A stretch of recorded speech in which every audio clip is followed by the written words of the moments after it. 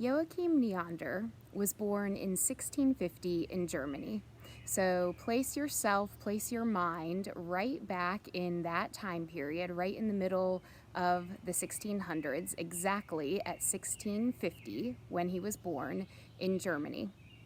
That's where we start our story today. And he wrote around 60 hymns, many of which are familiar to us, and wrote tunes for many of them also.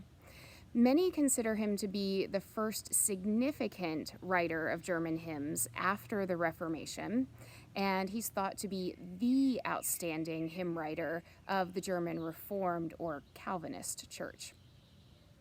In 1674, so in his 20s, he became a teacher in a Latin school in Dusseldorf. And he liked to go to the valley of the Dussel River for writing. He also held gatherings there, he held services, and he preached. Nature was a major inspiration for many of his praise hymns, and looking at the beauty of these natural surroundings, you can easily see how he felt inspired to write magnificent and powerful hymns of praise to God. Sometimes when you see the name Joachim Neander, you will see him referred to as Joachim Neumann. His grandfather, who was also a musician, changed the family name Neumann, Neumann, Neumann, which means new man in English. He changed it to the Greek form Neander, following the tradition of the time.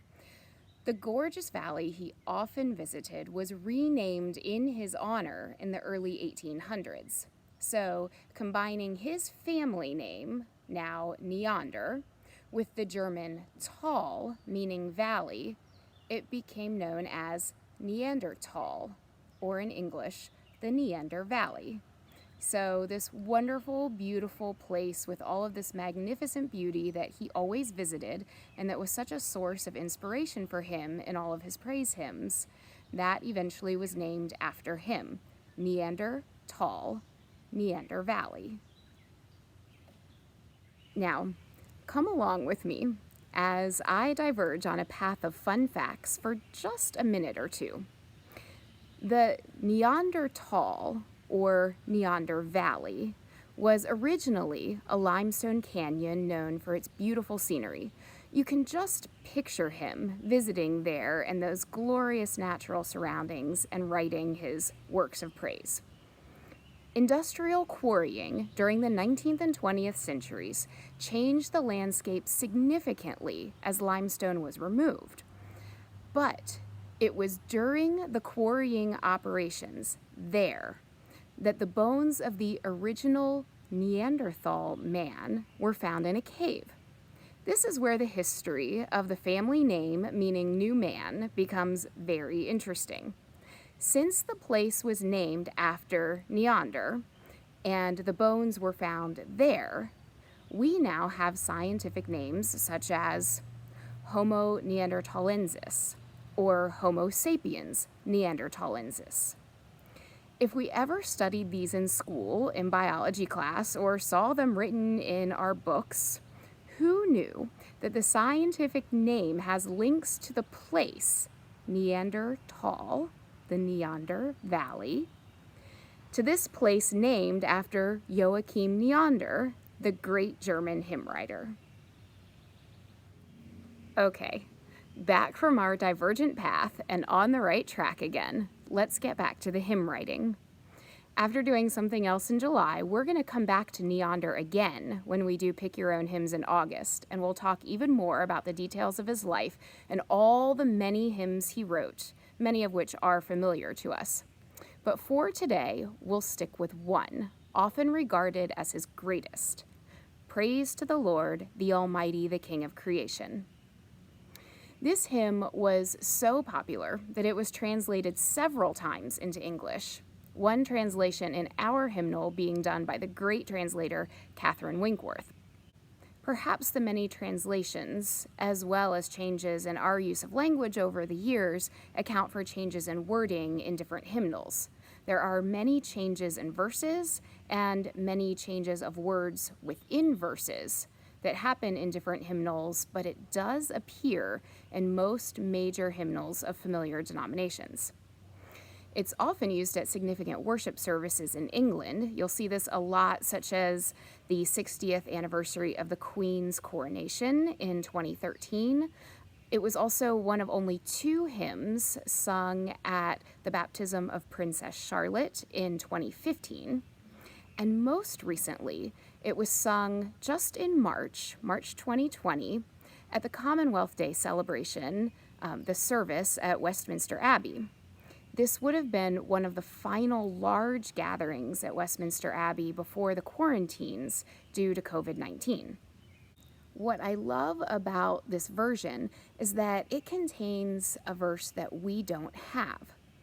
In this video that we're about to hear, we're coming into the middle of the hymn during that Commonwealth Day service in March at Westminster Abbey.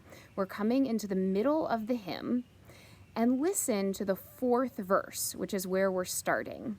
It's new to us, and after that it goes straight into the final verse, which is also our final verse. And hear the words of this new verse, knowing what was right around the corner and the challenging times in which we would be living just a few months later. The verse says this: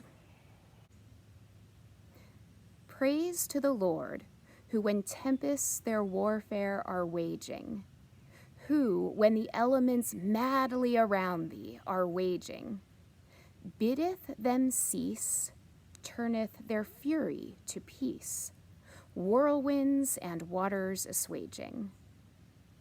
And then it goes straight into that final glorious verse. Take a listen.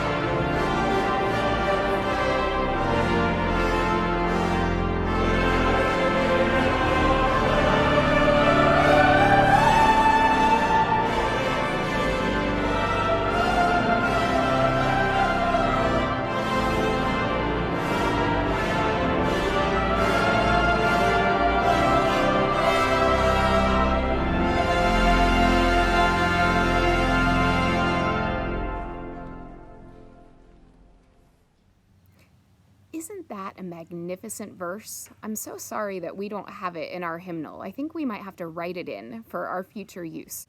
One final note that I'll mention today: several composers used the tune on chorale preludes and other compositions, but the most notable and familiar to us is likely Bach, who used the chorale as the base for his chorale cantata BWV 137, based on the tune Lobe den Herren. Here are just a few snippets from that work by Bach.